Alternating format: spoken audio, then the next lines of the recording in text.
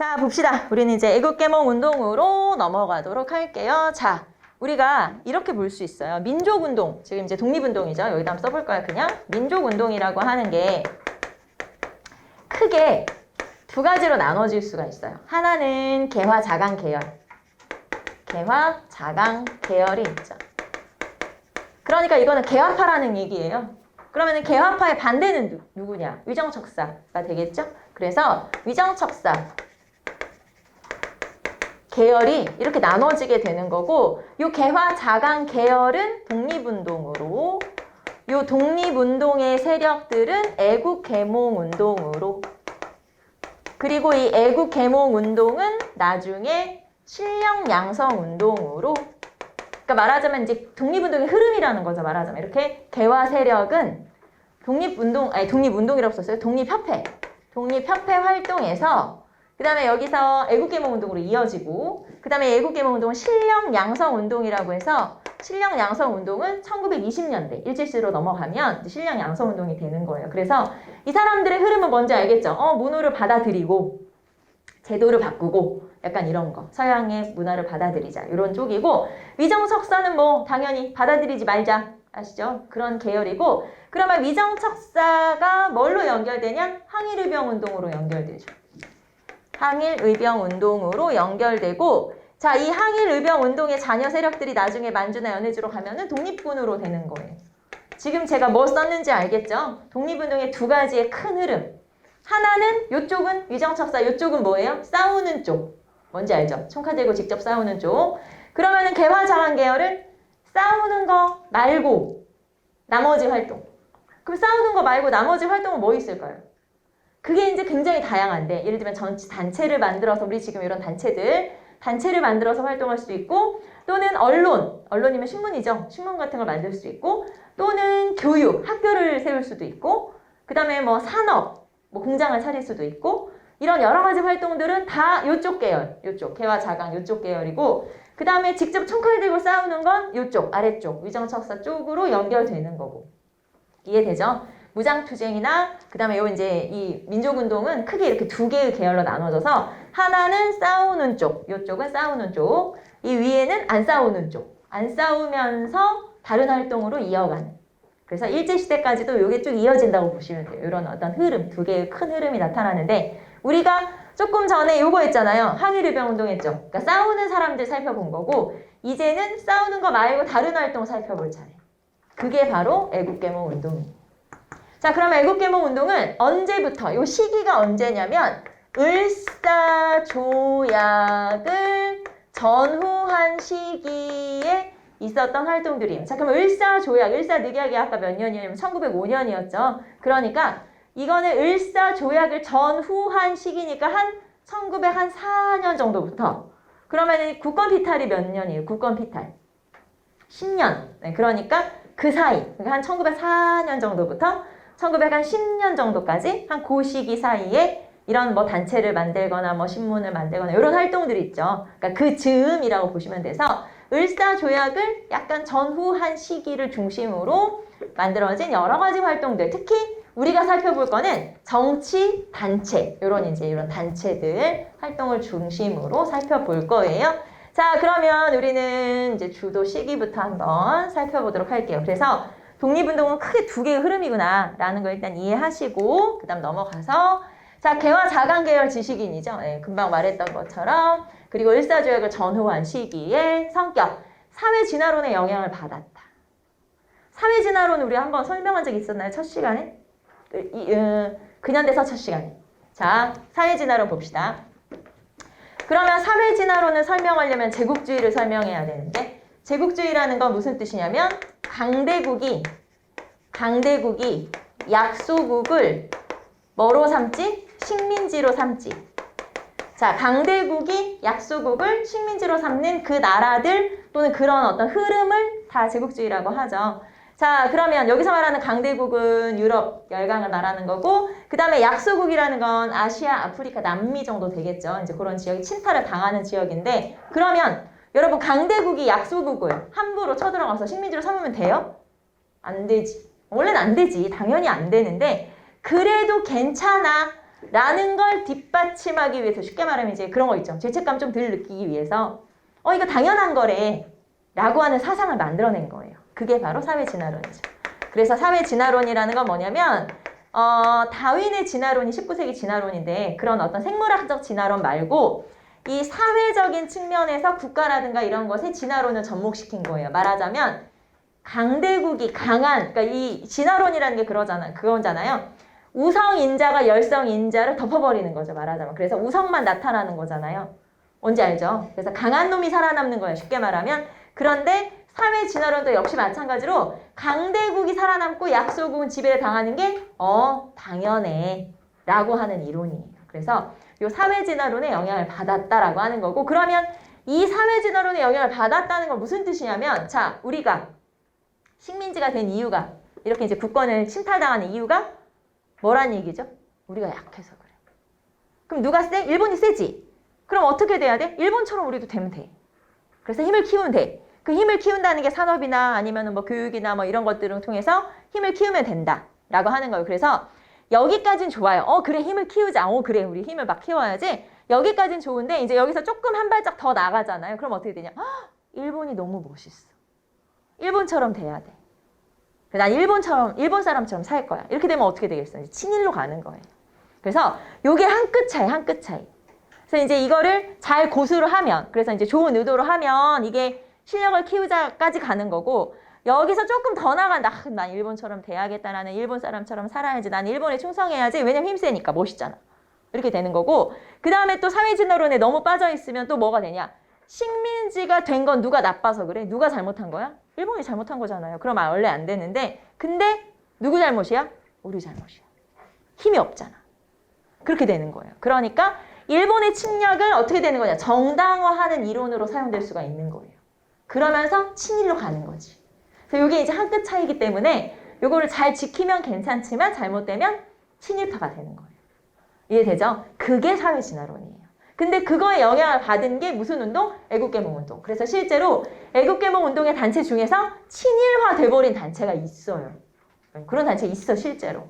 그래서 그렇게 될 수도 있다라고 하는 거죠. 정도를 잘 지켜야 된다. 자, 그러면 우리는 뭘 알아야 되냐? 당연히 여기서는 이런 단체들의 활동을 알아야 돼요. 요 단체들 활동 한번 살펴봅시다. 첫 번째 보완회부터.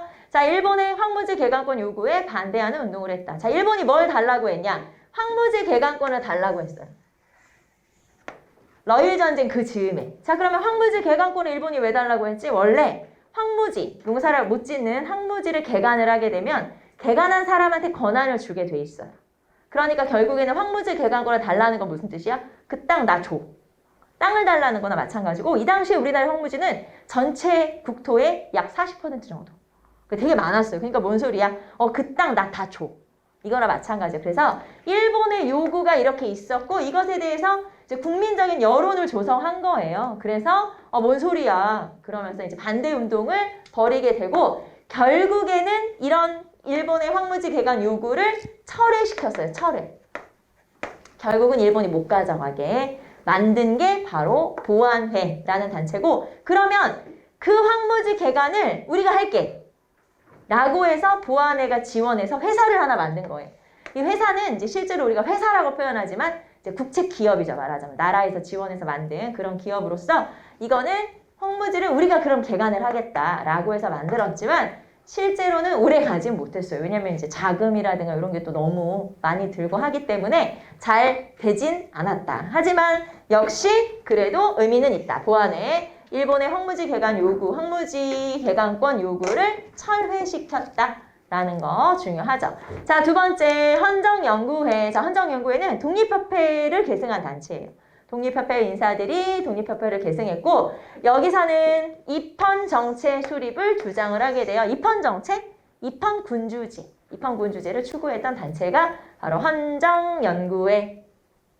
자, 그리고 일진회를 규탄하기도 했는데 그러다가 결국에는 이제 당하게 된 거죠. 일본에게 당해서 해산당하게 된다. 자, 그게 바로 헌정연구회. 자, 그리고 이 헌정연구회를 그대로 계승한 단체가 대한자강회라는 단체예요. 자, 대한자강회 같은 경우는 헌정연구를 계승했고 전국에 약 25개소의 지회가 있었어요. 그러니까 이건 약간 전국적 조직이라고 볼 수가 있고요. 약 한 1,500명의 회원을 거느리고 있었으면서 월보를 간행하게 되는데 월보라는 건 이제 소식지 같은 거를 매달 만들었다는 거죠. 그래서 여러분 교재에 보시면은 사진이 나와요. 자, 726페이지 왼쪽에 자, 거기 지금 한자로 뭐라고 써 있냐면 대한자강회 월보 그렇게 써 있는 거예요. 지도에 한자 써 있죠. 지도에 한자가 써 있죠. 그려져 있지. 거의 뭐 그림 같지 않아요? 이거는 대한자강회 월보라고 써 있는 거예요. 그래서 이렇게 월보라는 건 소식지 같은 거잖아요. 이런 걸 이제 발행하기도 했었다. 그런데 이런 활동을 하다가 결국에는 이제 여기도 일본한테 이제 쉽게 말하면 해산당한 이유가 뭐냐면 이거예요. 고종, 강제, 퇴위, 반대 운동을 전개하다가 자 1907년에 앞에서 우리가 고종 퇴위 배웠죠. 헤이그 특사 파견 때문에 고종이 퇴위를 당했는데 그거에 대해서 반대 운동을 전개하다가 결국에는 요 일본에 의해서 해산당한 그래서 요렇게 자 그래서 여러분은 보안의 황무지 개간권 요구 철회 그 다음에 헌정연구의 입헌정책 추구 대한자강의 고종 강제 퇴위 반대 운동 전개 요 정도 딱 요 어떤 활동만 기억하시면 되고요. 자, 그러다가 대한자강회가 해산되자 대한협회라는 단체가 만들어졌는데 이게 아까 설명한 것처럼 너무 멀리 간 거야. 알죠?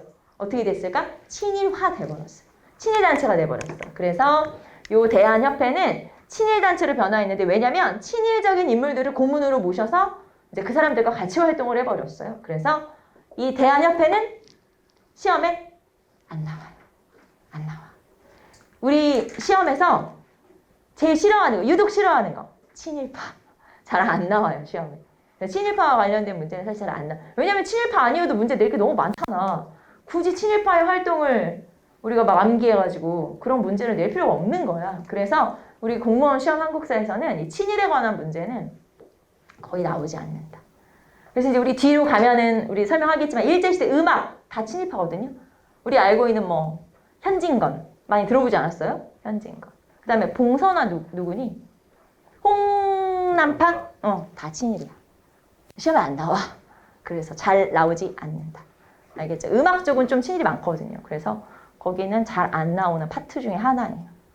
어쨌든 친일파를 우리가 굳이 이름을 외워줄 필요는 없죠. 할 것도 많은데. 그래서 어쨌든 뭐 대한협회는 의미가 없다. 응? 일단 단체가 있었다는 것 정도는 알아야 되지만 이렇게 이제 계승이 됐다는 건 알아야 되지만 아이고 의미는 없다 이렇게 생각하시면 되고 자 그럼 같은 시기에 더 중요한 단체가 만들어져요. 그래 그래서 그 단체가 뭐냐? 신민회죠. 신민회. 자 신민회로 가봅시다. 자 신민회라고 하는 단체가 만들어지는데 이 신민회는 이제 우리가 많이 들어본 뭐 안창호 선생이라든가 이런 분들이 만들게 되는데 봅시다. 조직 안창호나 양기탁, 신채호, 이동영 다 들어본 사람들이에요. 이런 사람들이 중심이 돼서 비밀결사로 만들었는데 우리가 그 전에 나왔던 단체들을 만들어 놓으면 없애버리고 만들어 놓으면 없애버리고 그래서 몰래 만들었죠. 가장 중요한 특징 중에 하나가 이거예요. 비밀결사 단체야. 심지어는 나중에 해산될 때까지 1911년에 해산이 되는데 그때까지 여러분하고 제가 친구인데 우리가 서로 신민회 회원인 걸 서로 모르는 거예요. 그 정도로 잘 지켜줬었어요. 그래서 그게 바로 신민회라고 하는 단체의 비밀결사 조직이었다. 자, 목표는 뭐냐면 당연히 국권 회복이죠. 그리고 공화정체를 추구하고 있어요. 이거 특이하다. 공화정. 자, 공화정체를 추구한다. 공화정은 기억나요? 왕이 없는 정치 형태의 왕이 없고 국민의 대표, 뭐 대통령이든 통령이든 주석이든 뭐 등등 이런 사람들이 주도를 해서 나라를 이제 다스리는데 그러면 공화정을 추진했던 그 전에 우리 앞에서 배웠던 것 중에 단체나 그런 거 있었나? 없었어요. 그래서 거의 처음이다. 물론 뭐 제가 딱 최초 이렇게 말할 수는 없지만 어쨌든 그래도 요 전에는 비교적 거의 다 입헌군주의를 추구했었고 공화정체를 좀 초기에 주장한 거죠. 말하자면. 그래서 중요하다. 그래서 신민회는 공화정체를 추구했다. 자, 두 가지 중요한 점이 비밀결사였으면서 공화정을 추구했다라고 하는 요 두 가지가 중요하다라고 하는 거고요. 자, 그 다음에 이제 활동이 또 되게 많아요. 그래서 활동 한번 봅시다. 첫 번째, 교육. 학교를 세웠어요. 학교. 아무래도 이 애국계몽 운동이라는 게 실력을 양성하자 이런 거니까 학교를 세우게 되는데 자, 우리 뭐 너무 잘 아는 안창호 선생이 대성학교, 평양에다가 대성학교를 세우게 되고요. 자, 그 다음에 이승훈 선생이 정주라는 도시, 우리 잘 모르죠. 북한에 있는 도시이기 때문에 정주에다가 오산학교라고 하는 걸 세우게 되죠. 그래서 안창호 선생이 대성학교 교장이었고 이 오산학교 교장이었어요. 이제 이렇게 학교를 차리게 되고. 자, 그 다음에 산업. 산업은 회사도 만들었다는 거죠. 그래서 대구와 평양에다가 이런 회사들을 차리게 되는데 자기 회사는 말 그대로 도자기 회사. 그 다음에 태극 서관은 서관이니까 뭐겠어? 출판사쯤 되겠죠. 출판사 및 서점 같은 거. 그래서 이런 것들을 통해서 그러니까 돈을 모아서 이걸 가지고 다른 뭐 이제 독립운동에 쓰겠죠. 그래서 이런 산업 쪽에서도 활동을 했었고 그 다음에 문화. 자, 대한매일신보가 기관지였어요. 대한매일신보 우리 아직 안 나왔지만 대한매일신보라고 해서 그 당시에 가장 발행 부수가 많았던 유명한 신문이 있어요. 그 신문이 신민의 영향하에 있었다. 이렇게 볼 수가 있고 자, 그 다음에 조선광문회라고 해서 최남선, 박은식 등이 만든 단체로서 고전을 연구하는 그런 단체가 이제 조선광문회라고 하는 단체인데 이 단체를 후원하기도 했었죠. 보통 제가 이렇게 쓰면 여러분이 최남선 친일이고 박은식은 독립운동이니까 둘이 친했다고? 야, 뭐 태어나면서부터 뭐 뼛속까지 친일이겠어? 처음에는 아니었다가 나중에 이제 친일로 바뀌기 때문에 초기의 활동들은 여러분 이광수도 되게 유명한 친일이잖아요. 친일하면 딱 떠오르는 인물이잖아요. 최남수, 이광선, 이광수, 최남선. 근데 이광수도 사하에 있는 임시홍보에서 활동했었어요. 뼛속부터 친일이 아니었던 거, 처음에는 아니었던 거지. 나중에 이제 뭐라고 하지? 변절하게 된 거니까. 그래서 이제 이 사람들의 이제 초반기 활동이라고 보시면 돼요. 한 1910년 정도의 그때의 활동이라고 보시면 되고. 자, 그 다음에 제일 중요한 건 이거예요. 왜 이게 중요하냐? 자, 국외 독립운동 기지 건설. 요게 되게 중요하네. 자, 국외 독립운동 기지 건설이라는 게 무슨 말이냐면 외국에다가 독립운동 기지를 건설했다는데 이 독립운동 기지라는 게 뭐냐면 우리 이제 일제시대 들어가서 배울 건데 독립운동을 하기 위해서 미리 이런 것들을 만들어 놓은 거예요. 쉽게 말하면 우리나라 동포들이 이미 만주나 연해주에 가서 살고 있었기 때문에 그 사람들이 모일 수 있도록 자치조직을 만드는 거예요. 그러니까 이 자치조직이라고 했지만 사실은 자치정부 같은 역할을 하는 거고 자, 우리나라 동포들이 살고 있으니까 아이들이 있을 거 아니에요. 그럼 그 아이들을 교육시킬 수 있는 학교를 만드는 거예요. 그리고 이 학교의 출신들을 모아서 나중에 독립군을 조성하기도 해요. 그래서 자, 독립운동 기지를 건설한다는 건 그 동포들이 모일 수 있도록 기구를 만들고 거기에 학교를 세우고 학교에서 졸업생들을 중심으로 독립군을 조성하는 이런 것들이 이런 터전이 마련이 돼 있다는 거고 그 터전을 마련한 게 바로 신민회. 신민회가 이거에 이제 선구적인 역할을 한 거죠. 그래서 자, 이때 이 국외 독립운동 기지 건설에 앞장선 사람 이회영, 이시영, 뭐 이동영 요런 사람들, 이상용 이런 사람들이에요.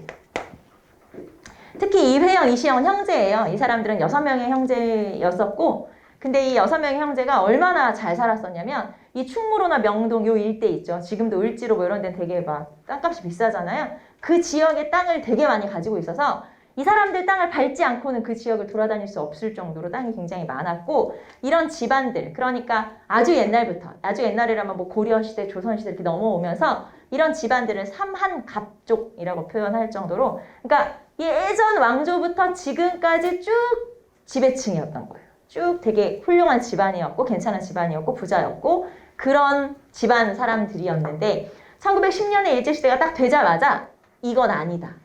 그래서 재산을 처분을 해요. 그러니까 이제 이 명동, 충무로 이 일대의 재산을 처분하려면 일본이 눈치를 챌 거 아니에요. 일제시대니까. 그러니까 이제 헐값에 다 넘긴 거죠, 재산을. 그리고 이 사람들의 재산을 모아서 만주로 가요. 이 6명의 형제 가족이 전부 다.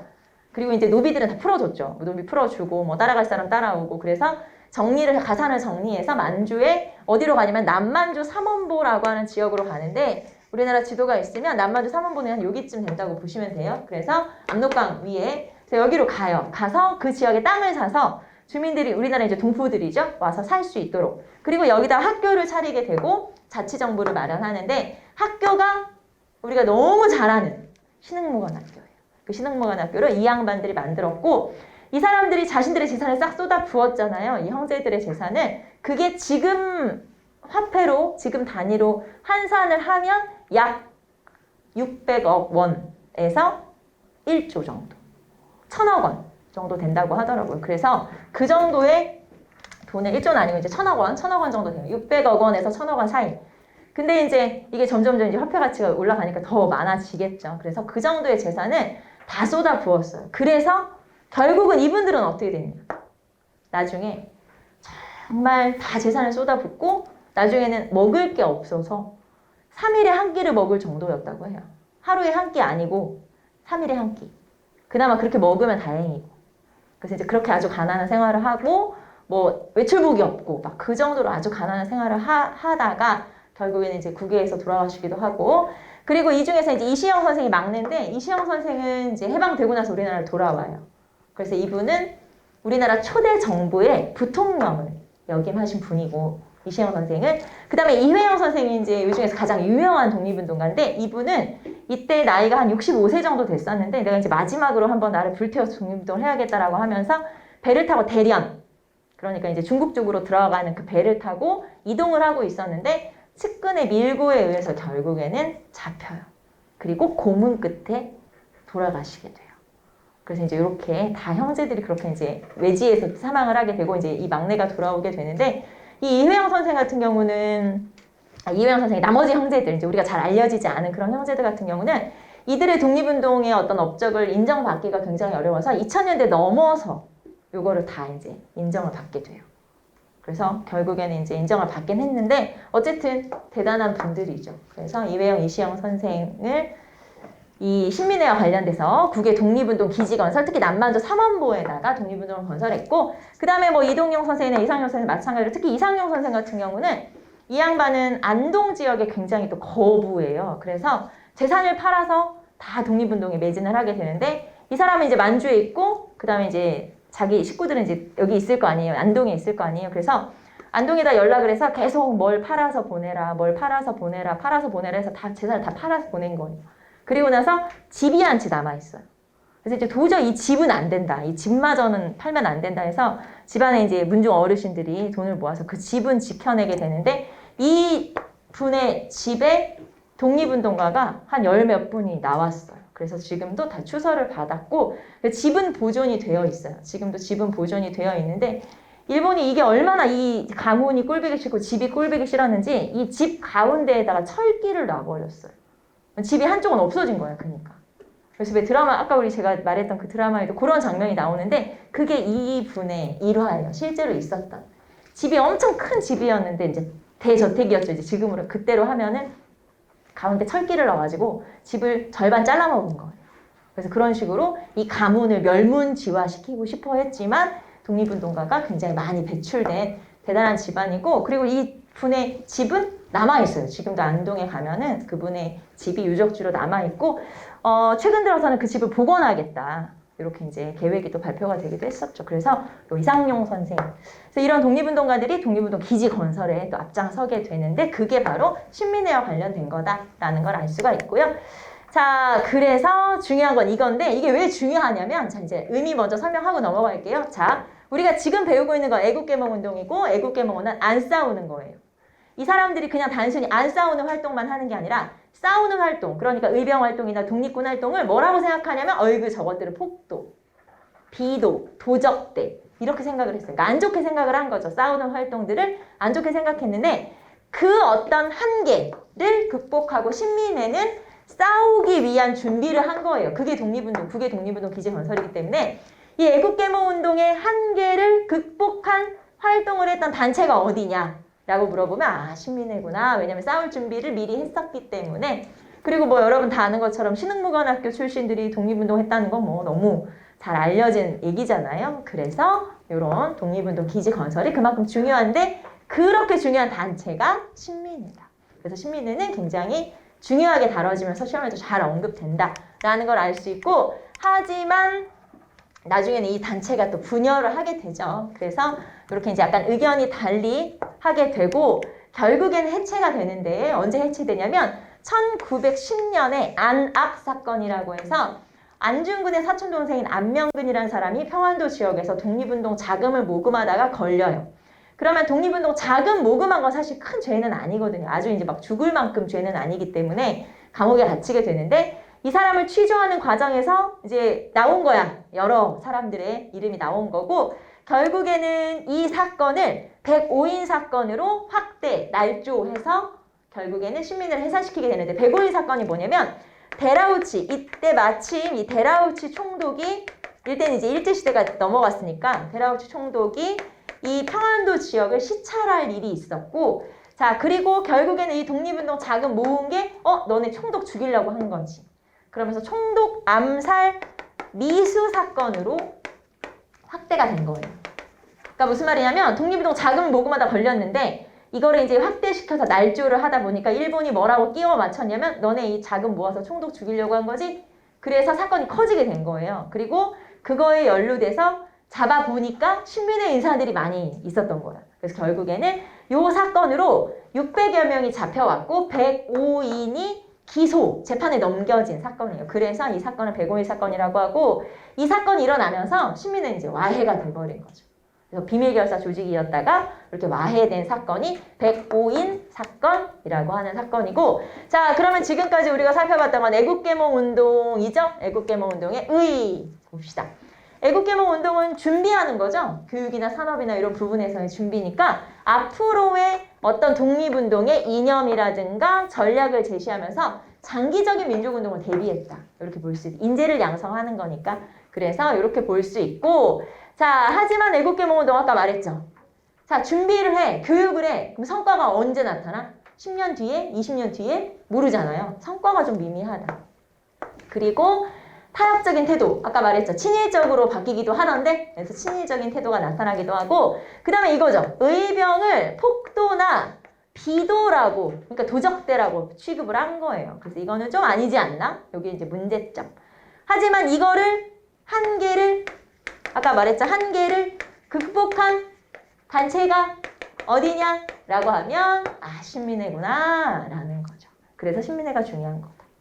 알겠죠? 그래서 시험에는 보안회도 잘 나와요. 보안회 그리고 현장연구회, 대안자강이 다 잘 나오지만 그중에서 신민회가 가장 잘 나오니까 신민회 알아두시면 되겠죠. 자, 그래서 여러분하고 신민회 한번 살펴봤고요. 한 장 넘겨서 우리는 근대의 경제로 넘어가도록 할게요. 근대의 경제. 자, 경제 파트 가봅시다. 열강 이후 열강의 경제 침탈, 일본 상인의 무역 독점 나와 있죠. 지금 여러분 교재에는 여기에 뭐 730페이지부터 지금 이제 여러분 칠판에 나와 있는 것들 이제 요약해서 여러분 교재를 만든 거니까 쭉 한번 보시면 되는데 자, 일단 여기를 한번 살펴보고 진짜 포인트를 짚어드릴게요. 여러분이 이해하기 쉬운 포인트를 우선은 이제 교재에 나와 있는 내용부터 볼게요. 자, 개항, 강화도 조약이 체결되면서 통상이 시작돼요.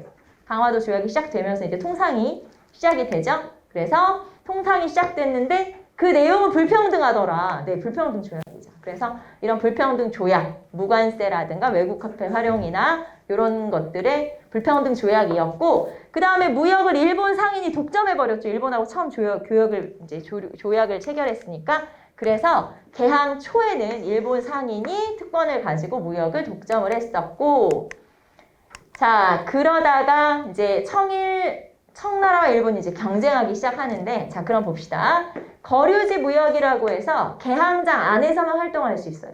그러니까 무슨 말이냐면 일본이 우리나라와 처음 무역을 하기 시작했을 때 우리나라 아무데나 돌아다니면서 장사할 수 있는 게 아니라 딱 그 범위 안에서만 활동할 수가 있죠. 그러니까 개항장 안에서만 활동할 수 있기 때문에 요 밖으로는 못 나가잖아요. 결국에는 조선 상인이 중개를 해야 되는 거예요. 그래서 이게 중개무역이라고 하고 그럼 이 조선 상인 중에 중개무역을 통해서 돈을 좀 번 사람이 누구냐? 보부상이라든가 또는 객주나 여각 이런 상인들이 있었죠. 조선 후기 우리 배웠던 그런 상인들이 물건을 가져다가 팔아다가 다시 갖다 주고 이걸 했다는 거죠. 그래서 중개무역을 통해서 조선의 상인들도 돈을 좀 벌 수가 있었지. 처음에는 초기에는 자 하지만 그래도 약탈적 무역이에요. 자, 가장 많이 사간 품목이 뭐라고 했죠? 가장 많이 일본이 우리가 수출, 말하자면 일본이 가져간 상품이 쌀이지. 근데 쌀은 나 먹고 남아서 판 거야? 아니면 빼앗기다시피 판 거야? 빼앗기다시피 팔았지. 그래서 이걸 약탈적 무역이라고 해. 내가 먹고 남아서 이거 팔아서 돈 좀 벌어야지 이렇게 해서 판 게 아니라는 거예요. 거의 빼앗기다시피 팔았기 때문에 결국에는 무역을 했지만 우리한테 돌아오는 이득은 거의 없고 오히려 쌀값이 올라버렸죠. 오히려 경제는 어려워졌고 그래서 그런 결과를 가져왔다. 자, 그러다가 이모군란 이후에 청나라와 일본 상인의 상권 경쟁이 심화돼요. 이모군란 이후에 우리나라와 청나라 사이의 상권 경쟁이 심화되었다. 자, 그러면 어떻게 됐냐? 청나라는 조청상민수륙무역장정, 우리는 조약만 한번 체크해 볼게요. 조청상민수륙무역장정. 자, 어떤 사건 이후에 체결됐냐면 이모군란 직후에 체결됐죠. 여기 내용이 내지 통상을 허용한 거예요. 즉, 청상인들에게 특권을 준 거죠. 자, 일본 상인들은 거류지 안에서만 활동할 수 있다고 했죠. 그런데 이제 청나라 상인은 내륙까지 들어가서 아무데나 뿐만 아니라 서울까지도 진출하고 그래서 뭐 양화진 뭐 이런 데 다 진출할 수가 있다는 거죠. 자, 그래서 청나라 상인은 특권을 줬어요. 자, 그럼 일본이 가만히 있어? 아니지. 일본도 조약을 체결했죠. 자, 이모군란의 결과 일본하고 체결한 재물포 조약 말고 하나 더 있어요. 그게 뭐냐면 조일 소조규 소약. 자, 이 조일 소조규 소약이 체결되면서 내용이 뭐냐면 간행이정을 늘린 거예요. 간행이정이 원래 10리였죠? 그런데 거류지의 범위가 50리, 2년 뒤에 100리. 자, 그러면 2년 뒤에 100리는 사실 거의 우리나라 전체랑 마찬가지예요. 그래서 이런 식으로 조일 수호 조규 소약이라는 조약을 통해서 일본 상인들도 내륙으로 진출할 수 있게 됐고, 자, 그 다음에 또 하나 조일 통상장정이라는 조약이 1883년에 체결되면서 또 일본 상인에게 최애국 대우라고 하는 그 조항을 여기에다가 보장을 한 거죠. 그래서 이런 내용이 나타나게 되고, 자, 그 다음에 우리는 하나 더 청일전쟁 이후에 되면 어떻게 됐을까요? 자, 청일전쟁에서 누가 이겨? 일본 이기죠? 그럼 이제 그 뒤에는 일본이 상권을 싹 독점. 그렇게 되는 거죠. 그래서 청일전쟁 이후에 일본 상인이 조선시장을 독점하게 된다. 자, 그러면 다시 한번 볼게요. 자, 여기서 이제 포인트 한번 짚고 넘어갈게요. 여기서 이제 여러분이 체크하셔야 되는 포인트는 첫 번째 1876년, 두 번째 1882년, 세 번째 1894년. 자, 지금 제가 연도를 썼어요. 이게 뭐냐면 1876년은 강화도 조약이죠. 여기 칠판이 이쪽이 제가 좀 길게 쓰기가 어려워서 그냥 조그맣게 쓸게요, 여러분. 자, 강화도 조약이에요. 자, 강화도 조약에서부터 뭘 시작해? 여기서부터 이제 무역이 시작되는 거예요. 무역의 시작. 그러면 이때는 누가 독점? 지금 조약은 일본하고밖에 체결 안 했으니까 일본 상인이 독점했다는 거죠. 일본 상인이 독점했지, 무역을 독점했어. 그런데 이 독점한 내용이 앞에서 말했던 거류지 무역이었어요. 개항장 안에서만 활동할 수 있어. 그리고 우리나라 상인들이 중개무역 해야 돼. 그게 바로 이 일본 상인 독점이고, 자, 그러다가 1882년에 이모군란이 나타나게 되면서 이모군란이라는 사건이 있으면서 청나라하고는 금방 우리 살펴봤던 조청삼민수륙무역장정, 일본하고는 조일 소조규 소약이 체결되면서, 자, 여기서부터는 그럼 어떻게 되냐? 이모군란 이후부터는 청상인과 일본 상인의 경쟁이 심화되었다. 자, 무슨 말이에요? 청상인도 내륙으로 진출했죠? 일본 상인도 내륙으로 진출했죠? 이제는 둘 다 내륙으로 진출해서 서로 장사를 열심히 한 거야. 그러면서 이제 우리나라에서 아무데나 청상인과 일본 상인뿐만 아니라 외국 상인들이 돌아다니면서 장사를 할 수 있게 됐기 때문에, 자, 이제 우리나라 상인들은 어떻게 됐을까요? 망했지. 우리나라는 망했어. 왜냐면 그전에는 중개무역이라도 해서 돈을 벌 수 있었지만 이제는 지들이 직접 장사를 해버리잖아요. 청이든 일본이든. 자, 이제 조선 상인들은 어떻게 됐어? 망했어. 언제부터? 이모군란부터. 청상인과 일본 상인이 내륙으로 진출하게 된 건 이모군란부터다. 자, 그리고 이때는 청상인과 일본 상인이 엄청 경쟁 중이에요.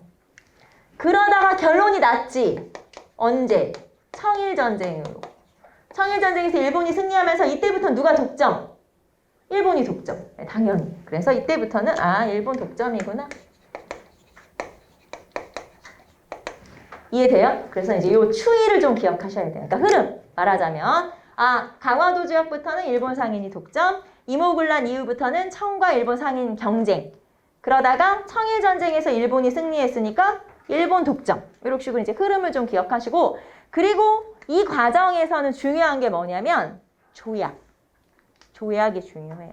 그래서 조약들이 나오는데, 자, 그러면 우리는 조약을 한번 보도록 할게요. 자, 여러분 교재에서 이거 이제 책으로 봅시다. 731페이지에 나와 있으니까. 여러분 731페이지 한번 보세요. 첫 번째. 자, 731페이지 사료에는 지금 조약이 2개 나와 있어요. 하나는 1번 조일통상장정 조일무역규칙, 2번 조일수호조규 부록. 자, 요 2개는 강화도 조약의 부록으로 체결된 거예요. 알죠, 여러분? 강화도 조약의 부록으로 체결된 거예요. 이해되죠? 그래서 여기다가 제가 써볼까요? 조일 수호 아니고 조일 통상장정부터 나와 있죠? 통상장정부터 볼까요?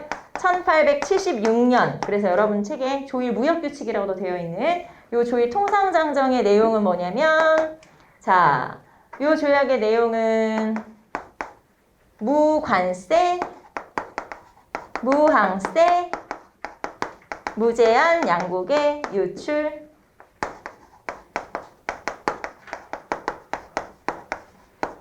허용. 자, 이게 조일통상장정의 내용이에요. 앞에서 우리 다 했던 거예요. 다시 한번 복습. 자, 조일통상장정 76년판. 여기에서는 무관세, 무항세, 양국의 무제한 유출 허용. 이 양국의 무제한 유출을 허용했다는 건 제약 조건이 없다는 거예요. 쌀을 실어갈 수 있어. 그러면 언제까지 얼만큼 그런 규정이 없어요. 그러니까 계속. 많이 이런 뜻이 되겠죠. 그래서 그런 어떤 규제 조항이 없다는 거고, 자, 그 다음에 조일, 수호, 조규, 부록. 자, 조일, 수호, 조규가 강화도 조약이고 조일, 수호, 조규의 부록으로 체결된 조약이죠. 자, 여기에서 간행이정 심리. 간행이정이라고 하는 게 뭐죠? 거류지의 범위. 그래서 일본 사람들이 왔다 갔다 할 수 있는 범위는 개항장, 항구에서부터 사방 심리라는 거. 자, 그리고 일본 화폐를 쓸 수 있지. 개항장에서 일본 화폐 통용. 요 2가지. 또 하나 있긴 있어요. 뭐냐면 외교 간의 자유여행 허용 이런 거 있는데 뭐 이제 그거는 뭐 별로 중요하진 않으니까 패스. 그래서 요 2가지. 간행이정이 심리, 즉 일본 사람들이 왔다 갔다 할 수 있는 범위 심리. 그 다음에 일본 화폐를 사용할 수 있다. 일본 화폐를 사용할 수 있다는 것도 이게 엄청난 일인 게, 아니 왜 남의 나라 돈을 우리나라에 써? 우리나라에서 막 달러는 너무 흔하니까 뭘 쓸까? 막 유로화 이런 거 쓸 수 있다고 생각해봐. 그게 가능해? 불가능한 거지. 이거는 일단 경제적 침략을 하겠다는 의도를 깔아놓고 시작한 거라고 보시면 돼요. 그래서 침략, 경제적 침략을 용이하게, 쉽게 하기 위해서 이런 조약을 마련해 놓은 거거든요. 그래서 이런 것들은 아, 일본이 뭔가 의도가 있구나, 경제적으로. 그런 의도를 담고 있는 거여서 이 조약이 있고, 자, 그 다음에 지금 그래서 731페이지에 나와 있는 건 요거는 지금 제가 정리해 놓은 거, 이렇게 정리해 놓은 거. 자, 그 다음에 여러분 한 장 넘겨보세요. 자, 그 다음에 조청상민 수륙무역장정 732페이지에 조청상민 수륙무역장정에서는 첫 번째 줄에 한번 볼게요. 중국 상인이 조선의 양화진과 서울에 들어가 영업소를 개설할 경우를 제외하고 각종 화물을 내지로 운반해서 상점을 차리고 파는 것을 허락하지 않는다. 여기 조약은 지금 허락하지 않는다라고 되어 있지만 여러분이 이거 아닌가? 생각할 수 있지만 그게 아니고 어떤 경우를 제외하고는 이라고 되어 있잖아요. 그렇기 때문에 결론은 뭐냐? 이거 빼고는 다 괜찮아. 허용을 한 거예요, 말하자면. 그리고 거기에 증명서가, 호조라는 증명서죠. 증명서가 있으면 또 괜찮다라고 했기 때문에 결국에는 조청상민 수륙무역 장정의 내용은 청상인의 내륙으로 진출하는 게 가능하다. 청상인의 내지 통상을 허용했다. 라고 볼 수 있어요. 그게 바로 조청상민 수륙무역 장정이고, 아까 우리 했었죠. 장정이라는 건 종주국과 종속국 사이의 조약이기 때문에 이거를 개편한 게 뭐였어요? 한청통상조약. 기억나죠? 조청통상조약, 한청통상조약. 이렇게 연결할 수 있고, 자, 그 다음에 732페이지로 한번 가볼게요. 맨 아래쪽 사료로 가볼게요. 중요한 조약이 또 2개 나오죠. 하나는 조일소조규 소약. 자, 이 조일소조규 소약은 언제? 이모군란 이후에 일본과 우리가 체결한 조약 중에 하나예요. 그래서 뭐라고 되어 있냐면 거기 보시면 간행이정을 50리, 2년 뒤에는 100리. 자, 여러분 간행이정이 거류지의 범위인데 원래는 10리였잖아요.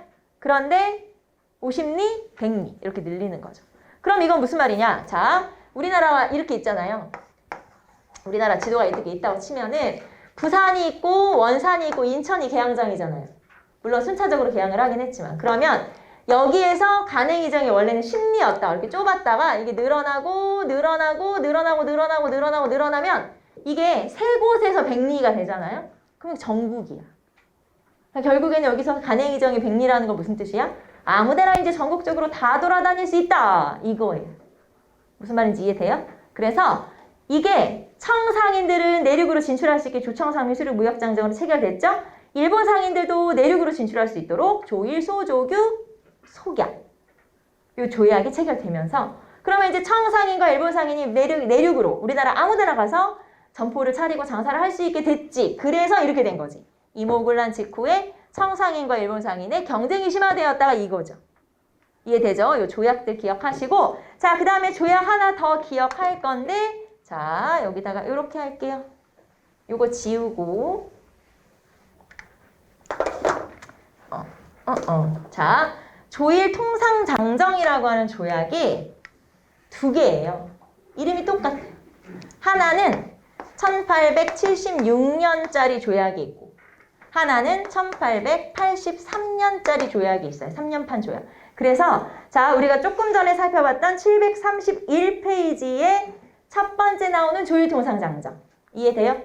그리고 지금 제가 여기다 쓴 거는 732페이지에 2번에 나오는 조일 통상장정.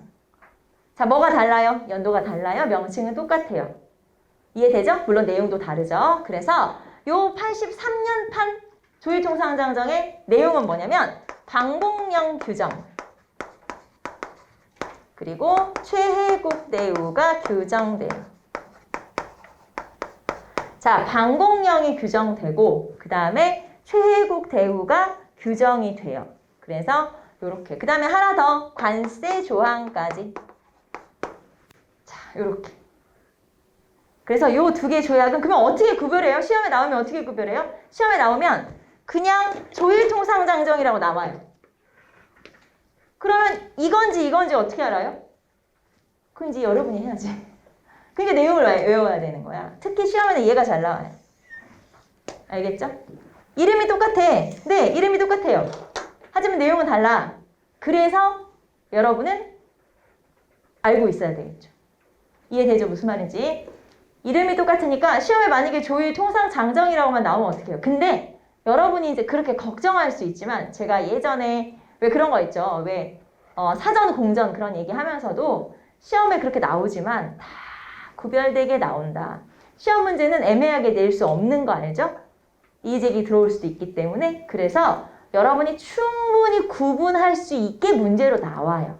그러니까 여러분은 그 걱정은 할 필요가 없고 우리는 뭐만 알고 있으면 돼? 아, 이 조약의 내용이 이거구나. 그것만 알면 되는 거예요. 알겠죠? 뭐 미리부터 걱정이야? 시험에 나올지 안 나올지도 모르는데 물론 자주 나오긴 하지만 그래도 뭐 지금부터 걱정할 필요 있어? 그냥 우리는 암기만 하고 있으면 되지? 그래서 걱정할 필요 없이 그냥 공부하면 된다. 자, 내용은 뭐냐면 방공령 규정이 들어가요. 방공령이라는 건 쌀을 그동안 너무 많이 사갔어. 일본이. 그래서 너네 만약에 자연재해 같은 거 있을 때 진짜 흉년 들고 자연재해 있을 때 쌀을 안 팔겠다고 선언하면 이제 쌀 안 사갈게. 그래서 곡식 유출 금지 명령이라고 보시면 돼요. 쌀을 이제 안 팔 거라고 선언하는 선언문. 그게 바로 방공령이고 그 대신 이제 여기에 단서 조항이 있어요. 단 1개월 전에 미리 통보해줘야 돼. 그래야 일본 상인들의 손해를 최소화하니까 너네 만약에 한 달 전에 1개월 전에 통보 안 해주면 안 돼. 나중에 실제로 우리가 한 달 전에 통보했음에도 불구하고 일본은 못 들었는데 그래서 우리한테 배상금을 내라고 한 적이 있어요. 실제 배상금 물어줬어요. 그래서 그런 규정이 바로 방공령. 자, 그 다음에 최혜국 대우라고 하는 건 뭐냐? 이거 우리 배웠죠? 미국하고 체결할 때 처음으로 들어갔죠? 자, 미국하고 체결할 때 최혜국 대우 조항이 처음 들어갔고 조미소 통상조약에 그 다음에 일본하고는 이 조약에서 처음 들어갔어요.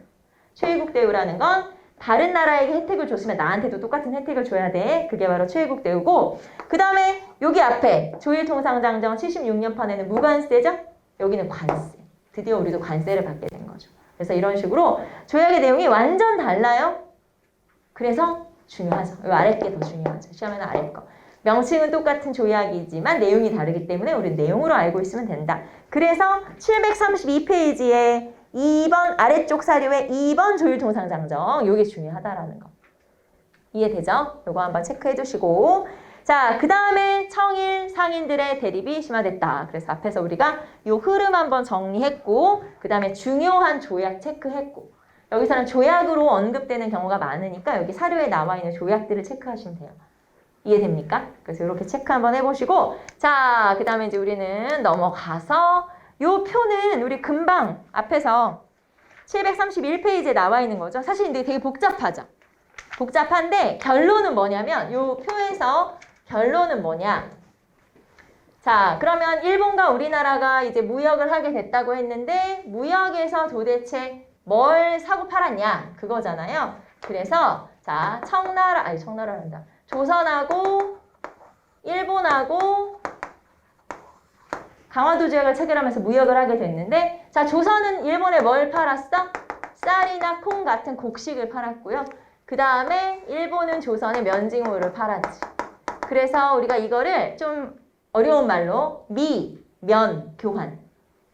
쌀하고 면징후라고 교환하는 미면 교환 체제다라고 했는데 여기 나와 있는 게 지금 그거예요. 그래서 쌀하고 면징후라고 이렇게 바꾸는구나. 무역을 하는구나. 그래서 그런 내용들이 쭉 나와 있어서 이거는 뭔가 되게 복잡하게 보이지만 결국에는 미면 교환 체제를 설명하고 있는 거예요. 그래서 여러분 한번 보시고 뭐 이거 막 자세히 뜯어볼 필요는 없어요. 그냥 이렇게 하는 거구나. 이 정도만 알아두시면 되고 자, 그 다음에 두 번째가 여러분 다 교재에 나와 있는 거예요. 청일본 국내 시장 점유율이에요. 청일본 국내 시장 점유율이 처음에는 일본이 거의 독점이죠. 80%니까. 그러다가 조청 3위 수륙 무역장정 이후에 청나라의 비율이 점점 늘어나죠. 그래서 1880년대 요 정도 한 중반 그리고 1900년대로 1890년대로 넘어가면 45대 55니까 거의 한 절반 비등비등 요 정도까지 간다. 그러면 요렇게 둘이 지금 이렇게 무역량이 비등비등하다는 건 엄청 경쟁을 하고 있다는 거고 그래서 일어난 게 뭘까요? 이렇게 돼서 일어난 게 청일전쟁이에요. 청일전쟁이 그냥 단순히 조선을 식민지로 하려고 했던 거 아니야? 물론 맞아요. 그런데 그 청일전쟁이 일어난 원인이 한 가지만 있는 건 아니잖아요. 여러 가지가 있는데 그 여러 가지 이유 중에 하나가 청나라 상인과 일본 상인이 너무 심하게 지금 대립하고 있다. 그래서 그것도 원인이 되는 거죠.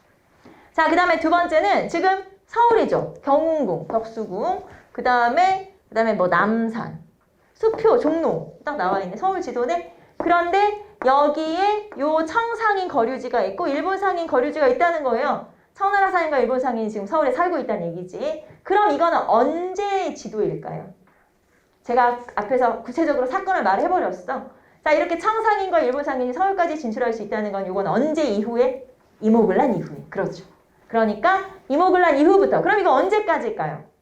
물론 청일전쟁 진 다음날 청나라 사람들이 짐 싸고 간 건 아니겠지만 어쨌든 어디 즈음까지? 청일전쟁 한 즈음까지. 왜냐면 청일전쟁에서 청나라 치고 나갔으니까.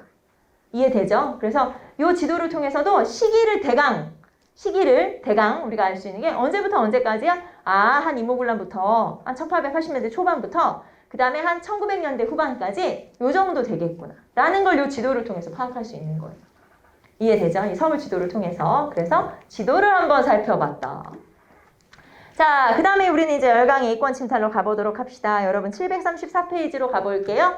자, 지금부터는 우리가 일본이 우리나라를 이제 쉽게 말하면 표현이 좀 그렇긴 하지만 우리나라를 좀 벗겨먹은, 말하자면 침탈한, 경제적으로 침탈한 내용들이에요. 그래서 그런 이권 침탈에 대해서 한번 살펴볼게요.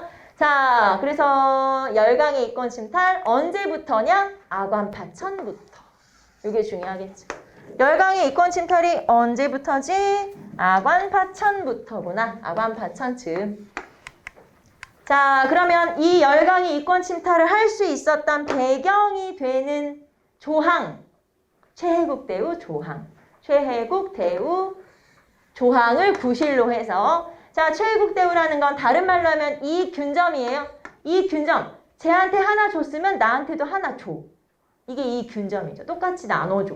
그래서 이 균점의 원리를 가지고 이렇게 자, 그러면 양상 여러분 교재에 보시면은 734페이지에 되게 자세하게 어느 나라가 뭘 가져갔고 뭘 가져갔고 뭘 가져갔는지 나오는데 이거 다 못 외우죠. 우리가 어떻게 이거 다 외웁니까? 그래서 흐름만, 양상만 한번 보시면 러시아는 자, 재정, 군사, 고문을 파견했고 광산 채굴권, 삼림체벌권. 특히 러시아가 많이 가져간 게 삼림체벌권. 요거 되게 많이 가져갔고요. 자, 미국은 제일 유명한 금광을 가져갔죠. 운산금광. 요거는 좀 알아주세요. 운산금광. 여러분 노다지 알아요? 노다지? 들어봤어? 무슨 뜻이에요? 노다지. 그런 단어가 있잖아요. 노다지란 단어가 있어. 무슨 뜻이냐면 뭐 보물? 뭐 이런 뜻이잖아요.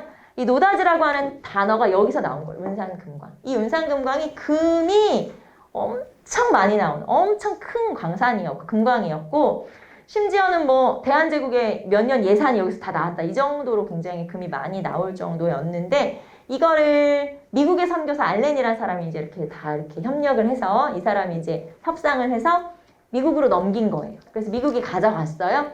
자, 그랬는데 여기서 금이 엄청 많이 나오니까 이제 우리나라 노동자들을 시켜서 백성들을 시켜서 금을 캐냈을 거 아니에요. 여기다 이렇게 쌓아놨어, 금을.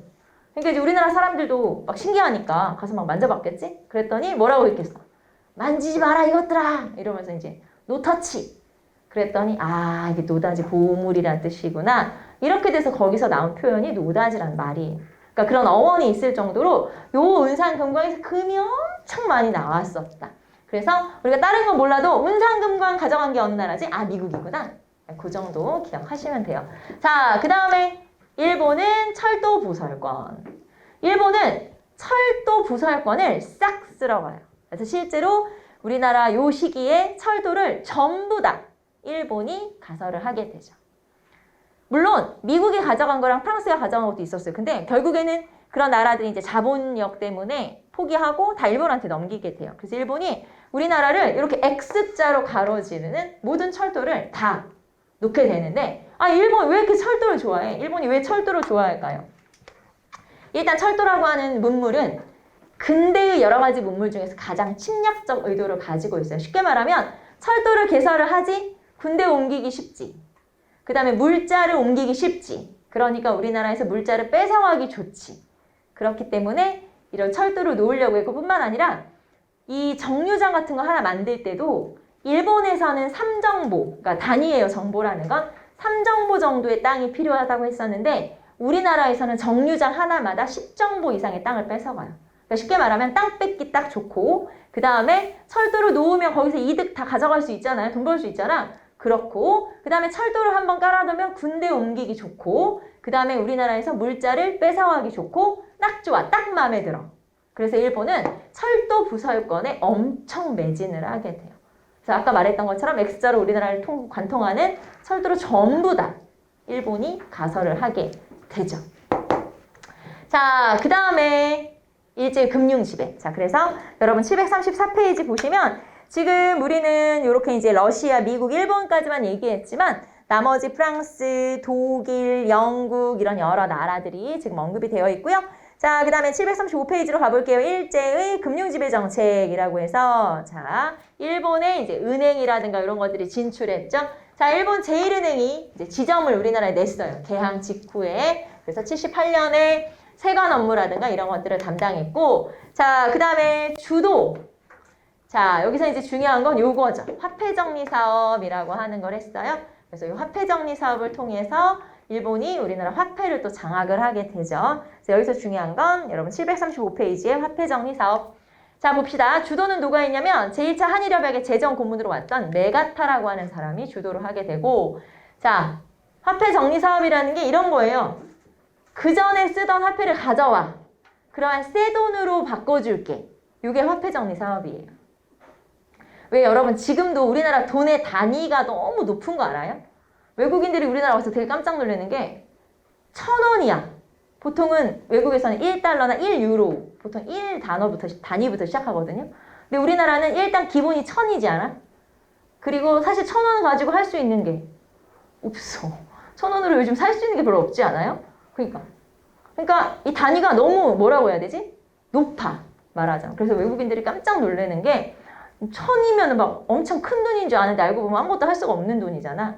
그래서 우리나라도 이제 멀리 보면 아마도 화폐 개혁을 한번 해야 되지 않을까라고 생각은 하고 있지만 그게 너무 혼란스러울 수가 있기 때문에 아직은 이제 뭐 그런 거죠. 어느 정부가 나서서 하겠어. 욕을 잔뜩 먹을 건데. 그래서 아직은 이제 어떻게 손대고 있진 못하지만 어쨌든 한번 하기는 해야 된다. 왜냐면 외국이나 이런 단위랑 생각해보면 너무 높아요. 1000만. 솔직히 10,000원 가지고도 우리가 할 수 있는 게 많지 않죠. 그렇잖아요. 10,000원 가지고 어디 간다고 생각해봐. 뭐 많이 없잖아. 뭐 할 수 있는 게. 그러니까 단위가 너무 높아. 최소한 뭐 몇만은 돼야. 근데 이제 외국에서 막 몇만이라고 하면 이제 난리 나는 거야. 이렇게 돈이 많다고? 근데 사실은 그게 아니지. 그러니까 단위가 높은 거야. 그래서 그런 것들 이제 한번 정리를 해야 되는데 마찬가지로 이때 뭐라고 했냐면 그때 우리나라에서 많이 사용하던 돈이 백동화예요. 백동화가 뭐냐면 1차 가부개혁 때 화폐 이제 신식화폐 조례 장정이라는 걸 발표해서 은본위 화폐 제도를 실시하면서 은화를 만드는데 은화가 이제 고액이니까 그걸 쓸 수는 없으니까 보조화폐들을 만들어서 썼어요. 백동화, 황동화, 적동화. 그래서 이 당시 많이 쓰인 돈은 백동화.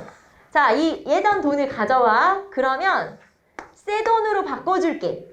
교환을 해주는 거예요. 교환. 교환을 뭘로 하냐? 일본 제1은행에서 만든 화폐로 교환을 시켜줄게. 이게 이제 화폐정리 사업이에요. 그래서 너 있는 돈 다 가져와. 바꿔줄게. 근데 문제는 이 교환이 부등가 교환이었다는 거. 자, 이 교환이 무슨 교환이라고요? 부등가 교환이라고. 자, 그러면 부등가 교환이란 게 뭐냐? 일단 등가 교환이 그런 거예요. 내가 10,000원 가져다 주지 10,000원 줘. 이게 등가야. 등가는 똑같이. 그럼 부등가는 뭐냐? 똑같이 주는 게 아니에요. 자, 이 화폐의 질에 따라서 말하자면 이제 화폐의 어떤 이 이제 문제 말하자면 이제 이게 얼마나 질이 괜찮은지 그래서 갑을 병으로 나눠요. 화폐 종류를 나눠. 질에 따라서. 그래서 갑종이 제일 좋은 종이야. 이거는 다 줘. 일전. 그러니까 일전을 다 주는 거죠. 그 다음에 여기는 그러니까 여기는 1대1 비율이라고 보시면 돼요. 그 다음에 을 같은 경우는 한 5분의 2 정도를 줘요. 그러니까 3분의 1 정도라고 칩시다. 3분의 1 정도만 줘. 그 다음에 병종은 아예 교환을 안 해주는 거. 뭔 소리야? 아예 교환을 안 해주는 거죠. 자, 그래서 거기 보시면은 갑을 병으로 나눠서 갑전은 여기 써있네. 갑전은 이전 우리, 을전은 을은 1전, 그리고 나머지는 0 안 주는 거죠. 자, 그래서 이런 식으로 질을 나누어서 교환을 해준다. 다른 말로 부등가 교환이라고 그래요. 자, 그러니까 1대1 교환이 아니라 질에 따라 다르게 준다라는 뜻이고요. 자, 결국에는 이런 식으로 부등가 교환을 하게 되니까 자, 결과 봅시다. 결과가 난리 났죠. 이거를 일본 사람들은 미리 알았어. 그래서 일본 사람들은 자기가 가지고 있는 나쁜 돈을 가지고 조선 상점에 간 거야. 물건을 샀어. 그럼 나한테는 물건이 생겼지만 조선 상인은 안 좋은 악화를 갖게 된 거잖아요. 그럼 그 악화를 가지고 바꿔달라고 가봤자 휴지 조각이나 마찬가지지. 무슨 말인지 알겠죠? 제가 뭐 휴지 조각이라고 표현했지만 쓸데가 없는 거지. 그런 식으로 일본 상인들은 미리 알았기 때문에 일본 사람들은 미리 알았기 때문에 미리 조치를 취했어요. 그러다 보니까 결국에는 악화, 병종, 화폐를 조선 상인, 조선은행 이런 데가 잔뜩 가지고 있게 됐고 결국에는 어떻게 됐겠어? 망했지. 폭망. 그래서 그런 결과를 가져오게 돼요. 자, 결과 봅시다. 화폐를 일본 제1은행에서 발행하게 됐죠. 화폐 발행권마저도 뺏긴 거죠. 거기에다가 차관 제공으로 막대한 국채를 떠안게 됐죠. 무슨 말이냐면 이렇게 화폐 정리 사업을 하는데 역시 자본이 들어가잖아요. 돈이 필요하잖아. 그런 돈들을 결국에는 조선 사람들한테 다 떠넘겨서 우리는 무려 일본한테 1,000만 원 이상의 1,300만 원 정도의 나중에 이제 빚을 지게 된 거예요. 말하자면 이런 사업들을 일본이 지네 맘대로 하고 들어가는 돈은 다 우리한테 떠넘김. 그래서 결국에는 우리는 빚을 지게 됐다. 자, 그 다음에 화폐 부족 현상이 나타났겠죠. 당연히 제대로 교환이 안 됐을 테니까. 뿐만 아니라 일본의 경제적 침투까지. 그래서 이런 일들. 그리고 국내 상인은 망했죠. 국내 상공업자나 은행은 망했다. 그래서 이런 결과를 가져온 게 화폐 정리 사업. 자, 여기서 중요한 건 여러분 시기도 한번 체크해 보시고 그 다음에 메가타 주도 그리고 부등가 교환 이런 거. 그리고 근본위 화폐 제도가 드디어 실시가 돼요. 자, 1차 가부개혁으로 은본위 화폐 제도 실시.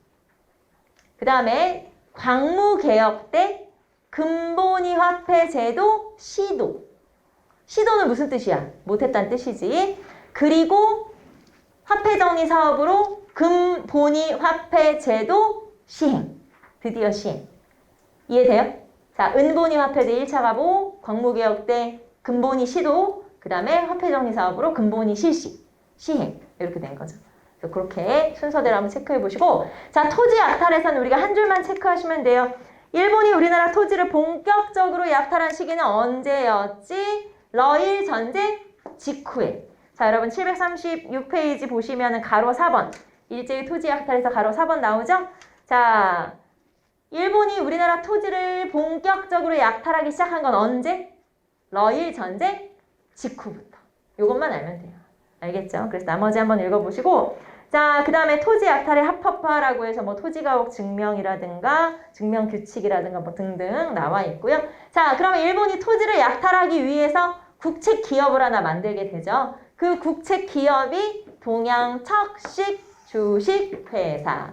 여기 여러분 이름이 회사인 거지 사실 이거는 국영 기업인 거 알죠? 네, 국가기관이에요. 그래서 일본이 토지를 뺏기 위해서, 그 토지를 관리하기 위해서 만든 게 동양척식주식회사고, 나중에 일제시대에 실제로 토지조사 사업으로 뺏은 토지를 여기서 관리를 다 해요.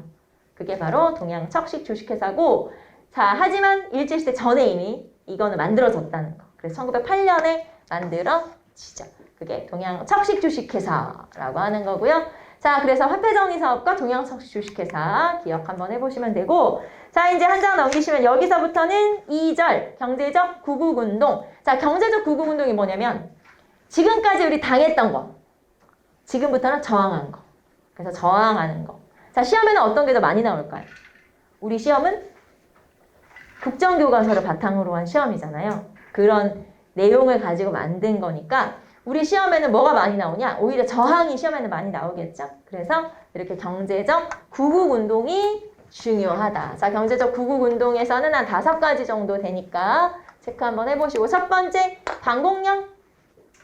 자, 방공령은 함경도와 황해도에서 선포가 되는데, 여러분 교재 한번 보시면 739페이지 지도가 하나 나올 거예요. 지도에 방공령 선포라고 나와 있고요. 실제로 방공령은 전국적으로 선포가 됐고, 실제로 방공령은 거의 한 7, 80회 이상, 그러니까 지금 제가 연도를 딱 89년, 90년, 1890년으로 딱 한정 지었지만 실제로 방공령이라는 건 전국적으로 한 7, 80회 정도가 굉장히 많이 선포가 된 거예요. 그런데 요 두 개를 제가 딱 체크한 이유는 뭐냐면 요 두 개를 일본이 구실 삼아서 배상금을 내라고 해서 결국 배상금을 물어준 거. 그게 1880년, 89년, 그리고 1890년의 방공령이 특히 더 우리가 배상금을 물어줬어야 하기 때문에 요것들이 특히 더 좀 대표적이다라고 하는 거고요. 자, 그러면 시험에는 이게 나와요. 방공령을 우리가 내릴 수 있었던 근거가 되는 조약이 뭐냐라고 물어보면 조일통상장정 83년. 네, 그거죠. 그래서 여기서는 자, 근거가 되는 게 뭐냐? 조일통상장정 83년. 앞에서 우리가 내용을 살펴봤죠. 그래서 이 조일통상장정 83년 판에 이런 내용이 나오죠. 자, 그래서 한번 읽어보시고, 자, 그 다음에 청상인과 일본 상인들 뿐만 아니라 외국 상인들이 내륙으로 진출하게 되자 우리나라 중에서 이제 서울에서 장사하던 시전 상인들이 피해를 많이 보게 되고요. 자, 결국에는 시전 상인들 중심으로 단체를 조직해서 활동을 하게 돼요.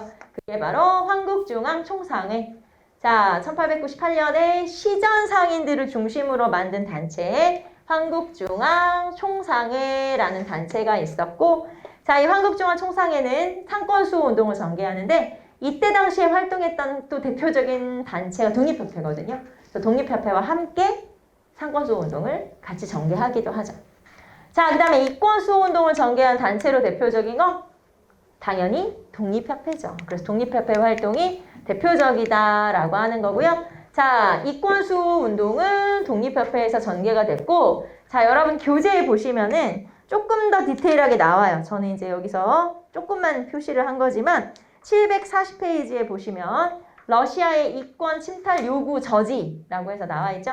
자, 전령도라는 섬을 조차가 뭐냐면 거의 뭐 개항장을 조차했다고 볼 수 있는데, 조차는 그 나라에게 다스리라고 넘기는 거예요. 그러니까 땅을 줘. 그 땅을 나 줘. 이거나 마찬가지예요. 조차를 요구했다는 건 전령도라고 하는 지역을 나 줘라. 내가 다스릴게. 그러면서 달라고 한 거랑 마찬가지고 전령도는 지금의 부산 영도. 네, 부산 영도라고 하는 섬이 있어요. 지금은 섬이 아니죠. 당연히 연결됐으니까. 자, 그래서 전령도를 조차하겠다고 요구했고 한러 은행을 폐쇄했고 목포나 증남포 부근의 도서 매도 요구 저지. 자, 목포나 증남포 부근의 도서가 섬인 건 알죠, 여러분? 도서가 책 아니고 섬을 매도 사겠다 요구하게 돼요. 자, 그러면 러시아는 왜 이렇게 섬을 살려 그래? 우리나라 주변에 섬을 살려고?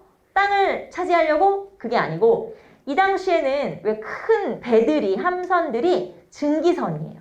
증기선이라는 건 말 그대로 증기기관을 이용한 그런 함선인데 이 배를 운용을 하려면 석탄을 계속 떼야 되는 거예요. 그럼 이제 석탄을 모두 다 싣고 다닐 수 없으니까 자주 운행하는 곳곳에다가 석탄 창고를 마련하기 위해서 섬을 달라고 한 거죠. 섬을 달라고 안 주니까 사겠다 이렇게 요구했지만 우리가 다 이제 저지를 시키게 되죠. 그리고 이런 것들을 이제 여론을 쫙 모아서 이런 것들을 못하게 만들었던 게 바로 독립협회라는 거예요. 그래서 이권수호 운동은 독립협회 활동.